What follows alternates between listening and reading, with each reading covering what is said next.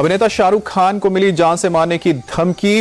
मुंबई के बांद्रा में थाने में केस दर्ज किया गया। रायपुर के फैजान पर शाहरुख खान को धमकी देने का आरोप लगा। मुंबई पुलिस की टीम जांच के लिए रायपुर पहुंची। जम्मू कश्मीर विधानसभा में जबरदस्त बवाल। आज सदन की कार्रवाई शुरू होते ही विधायकों के बीच मारपीट। आर्टिकल 370 वापसी के प्रस्ताव पर हंगामे के बीच दोनों पक्ष के विधायक आपस में भिड़े। इंजीनियर राशिद के भाई और विधायक खुर्शीद अहमद शेख ने दिखाया था आर्टिकल 370 पर बैनर। विपक्ष के नेता सुनील शर्मा की ओर से आपत्ति जताने के बाद मचा बवाल। जम्मू कश्मीर विधानसभा में विधायकों की मारपीट के बाद एक्शन। सदन से विधायकों को मार्शल ने बाहर निकाला। पीडीपी ने 370 और 35A की बहाली के लिए विधानसभा में नया प्रस्ताव पेश किया। हंगामे के बाद विधानसभा कल तक के लिए स्थगित।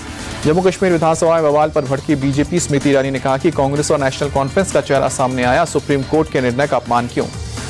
स्मृति ईरानी ने कांग्रेस और नेशनल कॉन्फ्रेंस पर भारत को तोड़ने का भी काम करने का आरोप लगाया। कहा कि 370 की वापसी कभी नहीं होगी। 370 हटने से आतंकी घटनाएं कम हुई हैं। विधानसभा में बवाल पर बोले बीजेपी नेता रविंद्र रैना। पाकिस्तान के एजेंडे को जिंदा करने की कोशिश। पाकिस्तान और अलगाववाद के एजेंडे के साथ कांग्रेस और एनसी। रविंद्र रैना बोले कि विधानसभा में 370 पर प्रस्ताव गैर कानूनी है। बीजेपी इनके एजेंडे को कामयाब नहीं होने देगी। बीजेपी के आरोप पर जेकेएनसी का पलटवार। जेकेएनसी के नेता हसनैन मसूदी बोले कि चोरी छिपे नहीं। नोटिस के बाद सदन में प्रस्ताव पेश हुआ है। प्रस्ताव के पक्ष में है ज्यादातर जेएनके के लोग। शोभा यात्रा में बवाल करने वालों को सीएम योगी की चेतावनी। कहा कि जिन्हें बजरंगबली पसंद नहीं है वो जाएं उन्हें जहां पसंद है।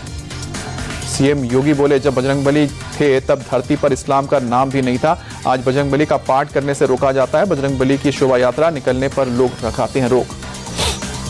यूपी के सियासी गलियारों में एक बार फिर से पोस्टर वॉर। लखनऊ में समाजवादी पार्टी मुख्यालय के बाहर लगाए गए पोस्टर। राहुल और अखिलेश के साथ वाला लगा है पोस्टर। पोस्टर में लिखा ना बटेंगे कटेंगे, एक हैं और एक रहेंगे। बटेंगे तो गैस सिलेंडर 1200 रुपए में मिलेगा, एक रहेंगे तो 400 रुपए में। लाउड स्पीकर को लेकर एमएनएस चीफ राज ठाकरे का बयान। कहा कि हमारी सरकार बनी तो मस्जिदों में लाउड स्पीकर हटाएंगे। राज ठाकरे ने वोट देने के लिए फतवे को लेकर दिया बड़ा बयान। कहा कि एमबीए के पक्ष में वोटिंग के लिए फतवा जारी कर रहे हैं मौलाना। लोकसभा चुनाव में दिखा मौलाना के फतवे का असर।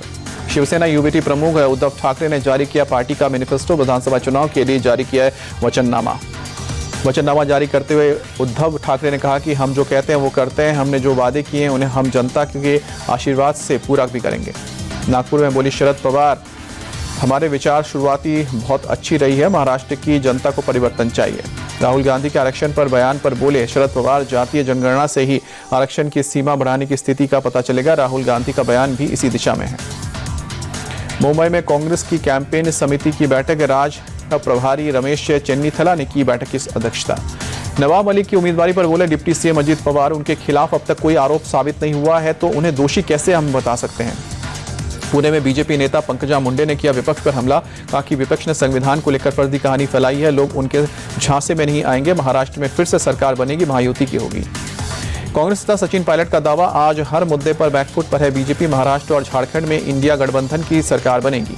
केंद्रीय मंत्री चिराग पासवान का बयान, झारखंड महाराष्ट्र में बनेगी एनडीए की सरकार। विपक्ष के लोग धीरे धीरे हार के बहाने खोजने की तैयारी कर रहे हैं। हेमंत सोरेन के बयान पर केंद्रीय मंत्री धर्मेंद्र प्रधान का पलटवार। कहा कि इंडी गठबंधन के पास कोई मुद्दा नहीं है, उनकी हार तय है। राज परिवारों को लेकर राहुल गांधी के मीडिया लीक पर राजस्थान की उप मुख्यमंत्री दिया कुमारी ने जताई नाराजगी। कहा कि उन्होंने राज परिवारों को लेकर बहुत उल्टा सीधा कहा है। वो जानबूझकर छवि धूमिल करना चाहते हैं। कर्नाटक के हुबली में किसानों से मिले वक्फ संशोधन विधेयक पर गठित जेपीसी के अध्यक्ष जगदम्बिका पाल, किसानों की जमीन को वक्फ की भूमि बताने के नोटिस पर विवाद हुआ। किसानों से जगदम्बिका पाल की मुलाकात को deputy CM DK Shivakumar ने बताया राजनीतिक नाटक। कहा कि भूमि एक राज्य का विषय है। वक्फ भूमि विवाद पर पूर्व सीएम बसवराज बोम्बई का बयान, किसानों की भूमि को वक्फ जमीन में बदल दिया गया है। ये किसानों के खिलाफ साजिश है। देहरादून के दून विश्वविद्यालय में प्रवासी उत्तराखंडी सम्मेलन। उत्तराखंड के मुख्यमंत्री पुष्कर सिंह धामी ने उद्घाटन किया। मुख्यमंत्री की पहल पर आयोजन हुआ। दिल्ली के कई इलाकों में AQI 400 के पार। आनंद विहार में AQI 426। दिल्ली के कालिंदी कुंज में यमुना नदी पर फिर दिखा जहरीला झाग। ऊपर से ड्रोन के जरिए भी दिखाई दिया। यमुना नदी की तरह हर पर जहरीली झाग का परत बढ़ा। ड्रोन तस्वीर से दिखाया झागी झाग। दिल्ली में गृह मंत्री अमित शाह ने आतंकवाद विरोधी सम्मेलन को संबोधित किया। कहा कि आतंकवाद मुक्त भारत बनाने के लिए मोदी सरकार प्रतिबद्ध है। अमित शाह बोले कि आतंकवाद के खिलाफ जीरो टॉलरेंस के लिए पीएम मोदी के नारे को पूरी दुनिया से स्वीकृति मिली है। भारत के अंदर आतंकवाद से लड़ने के लिए एक मजबूत सिस्टम तैयार है। वन रैंक वन पेंशन को लेकर रक्षा मंत्री राजनाथ सिंह ने पीएम मोदी को दिया धन्यवाद। ट्वीट कर लिखा कि पूर्व सैनिकों को किए गए वादे को पूरा करने के लिए प्रधानमंत्री को मेरा आभार। कनाडा में भारत के महावाणिज्य दूतावास ने कई काउंसलर शिविरों को रद्द किया। कनाडा के काउंसलर शिविरों को सुरक्षा एजेंसियों से सुरक्षा न देने से ही ये फैसला लिया गया। ओडिशा में आम की गुठली खाने से मौत पर आरडीसी की जांच शुरू। ओडिशा के मंत्री कृष्ण चंद्र पात्रा ने जानकारी दी। कंधमाल में आम की गुठली की कथित खिचड़ी खाने से 2 महिलाओं की मौत हुई थी। बीजेडी नेता लेखश्री सामंत सिंघर ने बीजेपी को घेरा। कहा कि सत्ता में आने के बाद बीजेपी ने चावल आपूर्ति व्यवस्था को नष्ट किया। मजबूरी में गरीबों को अब आम की गुठली खानी पड़ रही है।